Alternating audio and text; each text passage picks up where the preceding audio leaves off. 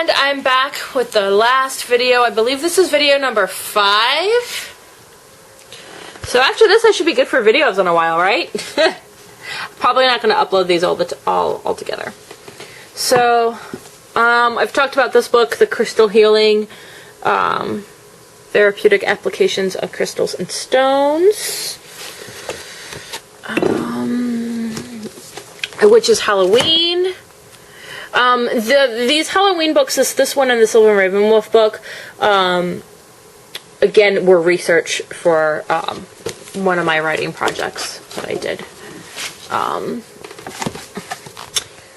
Ninja's Secret of Invisibility. This has nothing to do with magic. But it kind of deals with lifestyle and all of that. So that's kind of why that's over here.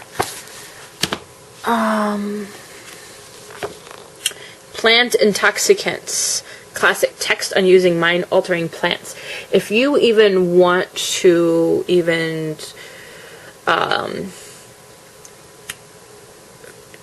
if you're even curious about the poison path, this book is a must-have. So, yeah.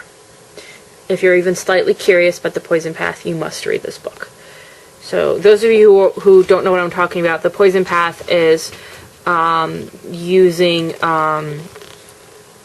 flying ointments and things of that nature. And if you see, it says ethnobiology, history, and science. That's the section it is. So this is not necessarily a New Age book. Okay. If you're only getting your magic books from the New Age section, you're missing out on so much information. So keep that in mind. This is an Arthur Edward Waite book, the Book of Black Magic. So, Arthur Edward Waite, the person who made the Universal Waite deck, was a ceremonial musician with the Golden Dawn. So, that's that. Okay. I'm stretching to reach. How to develop your psychic skills. That pretty much, this is like a go-to book if you, want to do Akashic readings or things of that nature. So it's really good for that. Now, this book is out of print, and this is the book that Rocky got for me that stole my heart. This book was originally, if you look, $17.99. This book, if you're lucky, you can get it for $50 to $75. This is Magic Without Tears, with the introduction by Israel Regardie, and this is Aleister Crowley. I don't even know where to begin on this book. This book is a series of letters and answers. And because this book is a series of letters of answers of correspondence, basically, this was not originally like a Crowley published book. So, in a lot of his other books, there's a lot of disinformation, and in this, he's really getting down to the nuts and bolts, and isn't necessarily talking so much in code. And this is a very difficult book to get your hands on. So, yeah, Rocky got this for me, and after my other one was stolen, and this was a very, very precious thing for me. The Essence of Kabbalah, it's another Kabbalah book. It's Understanding the Kabbalah. I could have a whole library on just the Kabbalah. In fact, there are whole libraries on just the Kabbalah.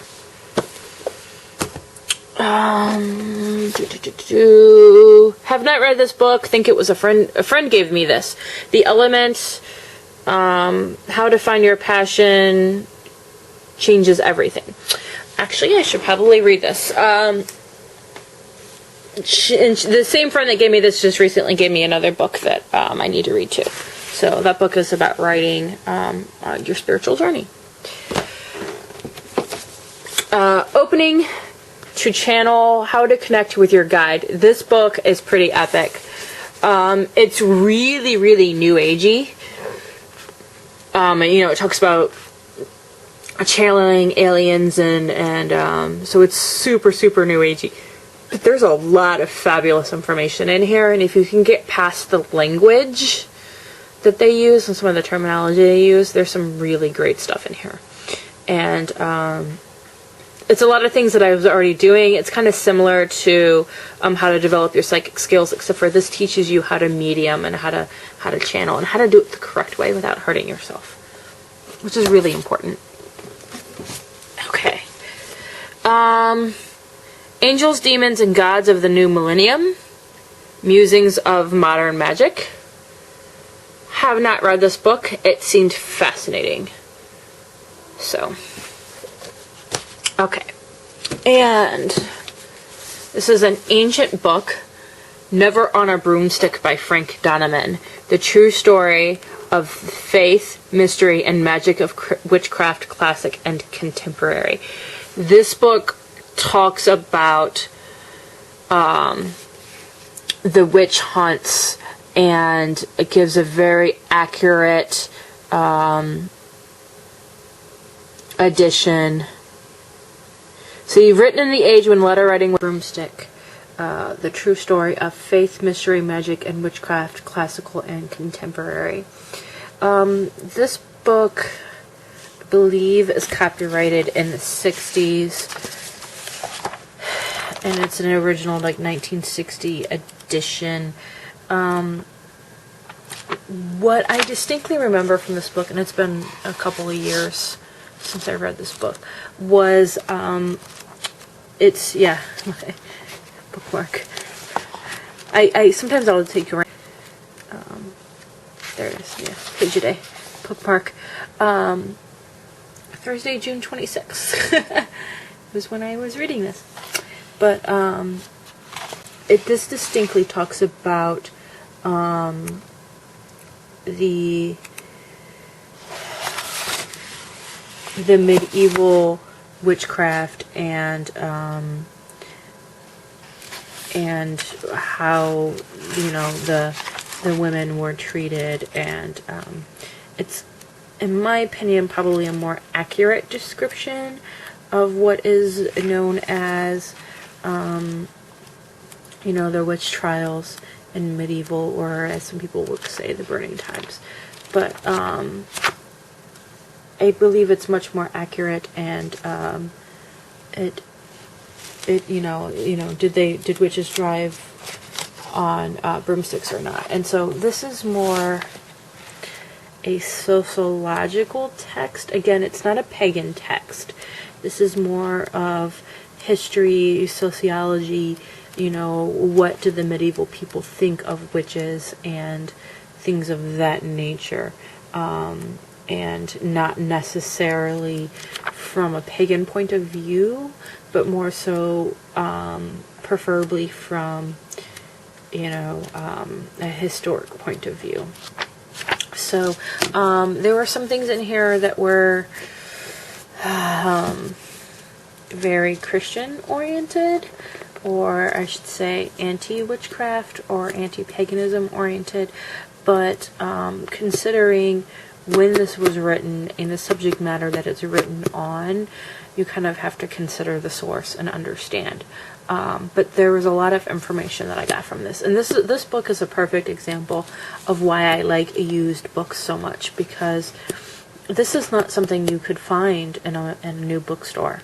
You know, this is something that obviously is not in print anymore, and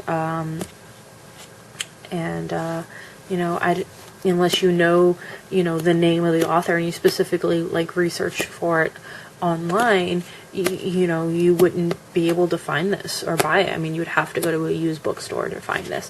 And so I would say 90% of my library collection is from used book sources, and so I only get stuff new if it's something that I've been wanting for a while and I'm familiar with it and things of that nature. So I have probably 5 or 6 books in my bedroom right now, because I was doing some research last night that are not on this bookshelf, that they normally belong here. But I do not feel like getting up and getting them. I'm going to show you this, which is something that you've seen briefly in some of my other videos. This is one of my journals, and just to give you an example, this is one that I carry in my purse because of the size of it. See, it's about the size of my hand. Let's see if I can